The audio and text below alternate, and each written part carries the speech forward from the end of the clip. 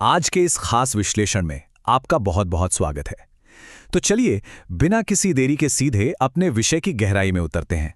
आज हम दो बेहद दिलचस्प और सच कहूं तो रोंगटे खड़े कर देने वाली घटनाओं पर बात करने वाले हैं। अक्सर हम लोग सोचते हैं ना कि जो बीत गया सो बीत गया, राइट?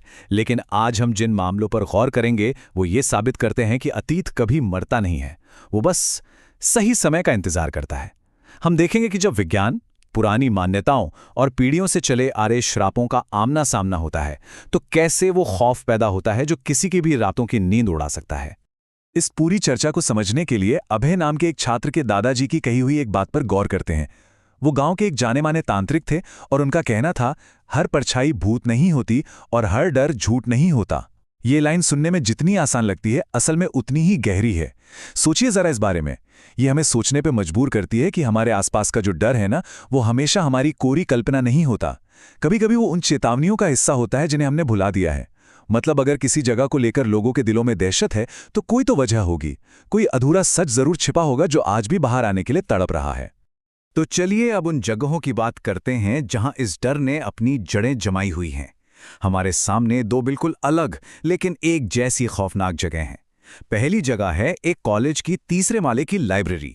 इस लाइब्रेरी को पिछले 12 सालों से, जी हां पूरे 12 सालों से, एक भयानक हादसे के बाद से सील करके रखा गया है।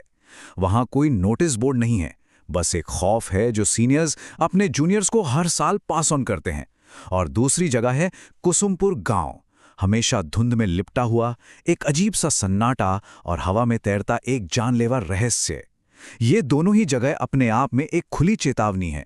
ये सिर्फ ईंट पत्थर की इमारतें या आम गांव नहीं है, ये वो जगह हैं जहां कुछ बहुत भयानक हुआ है और उसे दबाने की पूरी कोशिश की गई है।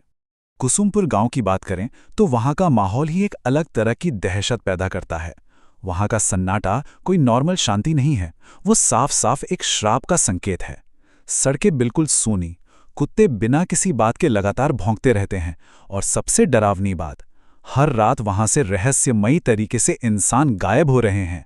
मतलब लोग रात के वक्त अपने ही घरों से बाहर निकलने में कांपते हैं और सुबह सुबह जब सूरज निकलता है तो जमीन पर सिर्फ एक काला जला हुआ निशान मिलता है, मानो किसी ने उन्हें वहीं राख में तब्दील कर दिया हो। ये सब दिखाता है कि जब कोई पुराना श्राप जागता है तो वो कैसे पूरे के पूरे माहौल को अपने शिकंजे में ले लेता है। अब इन अज्ञात ताकतों से निपटने के दो बिल्कुल अलग तरीके देखिए। एक तरफ हमारे पास अभय और डॉक्टर सिद्धार्थ हैं। ये लोग कोई चांस नहीं ले रहे हैं, वो कॉलेज की लाइब्रेरी के रहस्य को सुलझाने के लिए पूरी तरह से साइंटिफिक तैयारी के साथ उतरे हैं। पूरे उपकरणों से लैस होकर एकदम सिस्टमैटिक तरीके से जांच कर रहे हैं। उनका मानना है कि डर से ज्यादा चीजों को समझना जरूरी है। वहीं दूसरी तरफ वीरेंद्र है। वीरेंद्र शहर से अपने गांव कुसुमपुर लौटता है और वो गांव वालों की चेतावनियों को एकदम बकवास समझता है। वो बिल्कुल अकेला है और हर चीज पर शक कर रहा है। ये तुलना हमें एक बहुत बड़ा सवाल देती है कि जब अनजान खतरों से सामना हो तो क्या आधुनिक तैयारी काम आती है, या फिर हर चीज को नकारने वाली हमारी जिद हमें और भी बड़े खतरे में धकेल देती है। तो जब विज्ञान का सामना इन अनदेखी ताकतों से होता है तो असल में होता क्या है?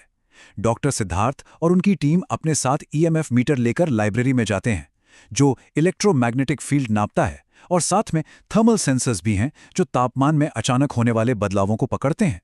लेकिन यहाँ एक बहुत ही अजीब और डरावनी विडंबना देखने को मिलती है। हम इंसानों की सबसे बड़ी ताकत हमारी टेक्नोलॉजी है, राइट?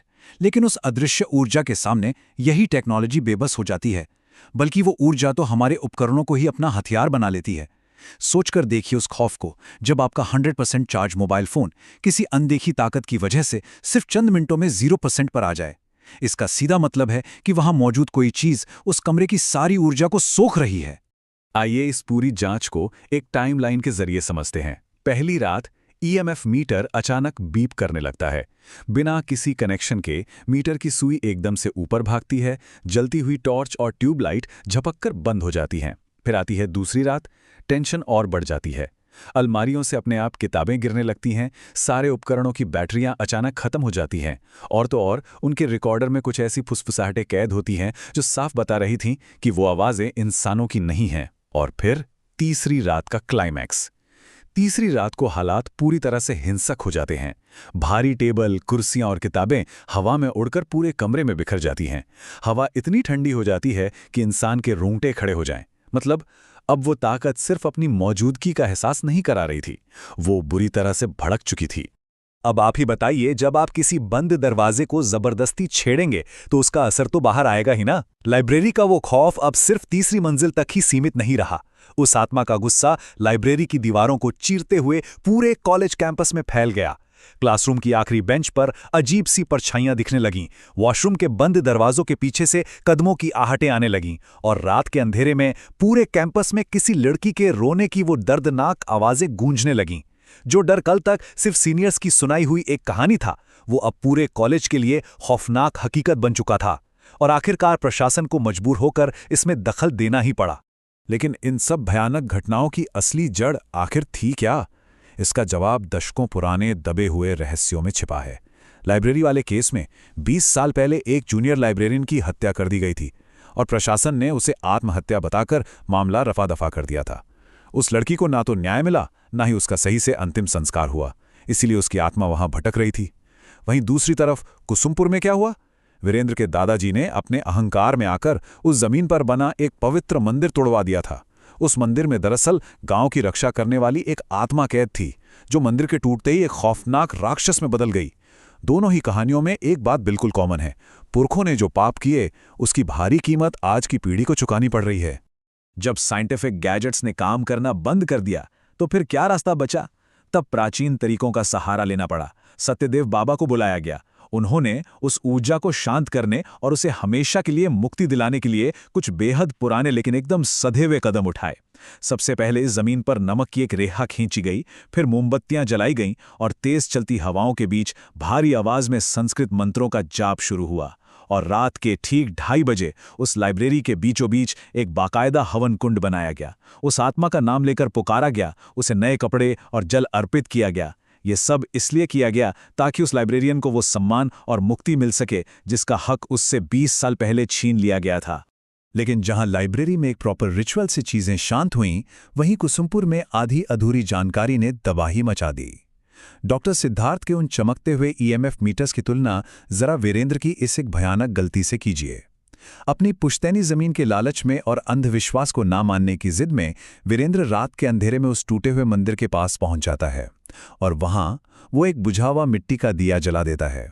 बस जैसे ही उस दिए की लौ भड़कती है, जमीन कांपने लगती है, और वीरेंद्र के सामने उसकी बचपन की दोस्त मंजरी का एक ऐसा खौफनाक और राक्षसी रूप सामने आता है जिसकी उसने कभी कल्पना भी नहीं की होगी। जो साया बरसों से गांव वालों को शिकार बना रहा था, वो अब वीरेंद्र को निगलने के लिए पूरी तरह से आजाद हो चुका था। अगर हम इन दोनों घटनाओं के आखिरी अंजाम पर नजर डालें तो दो बिल्कुल अलग तस्वीरें उभरकर सामने आती हैं। एक तरफ वो कॉलेज की लाइब्रेरी है जहां सच को सामने लाया गया, उस आत्मा के दर्द को स्वीकारा गया और उसे पूरे सम्मान के साथ मुक्ति दी गई। नतीजा, ईएमएफ मीटर्स हमेशा के लिए शांत हो गए और उस बिल्डिंग में एक सुकून भरी शांति लौट आई। लेकिन दूसरी ओर कुसुमपुर का मामला देखिए। वीरेंद्र के अविश्वास और उसके परिवार के पुराने पापों के कारण वहां किसी को कोई मुक्ति नहीं मिली। वीरेंद्र को अपने परिवार के अहंकार की कीमत अपनी जान देकर चुकानी पड़ी, और कुसुमपुर हमेशा हमेशा के लिए उस खौफनाक धुंध और राक्षसी श्राप के चंगुल में फंसकर रह गया। तो इस पूरी चर्चा के अंत में एक बहुत ही गहरा सवाल हमारे सामने आकर खड़ा हो जाता है। अगर आज का ये मॉडर्न साइंस, हमारी एडवांस टेक्नोलॉजी कल के उन पुराने श्रापों और दबी हुई शक्तियों के सामने खड़ी हो जाएं, तो असली जीत किसकी होगी? क्या हमारे सेंसर्स और कैमरे सच में उस अज्ञात खौफ को रोक सकते हैं, या फिर उन सदियों पुराने गहरे रहस्यों के सामने विज्ञान को हमेशा घुटने टेकने ही पड़ेंगे? ये सोचने वाली बात है कि कुछ सच शायद ऐसे होते हैं जिन्हें इंसान का विज्ञान कभी सुलझा ही नहीं सकता। खैर, आज के इस विश्लेषण में हमारे साथ जुड़ने के लिए बहुत बहुत शुक्रिया। शायद अगली बार जब आप किसी पुरानी जगह के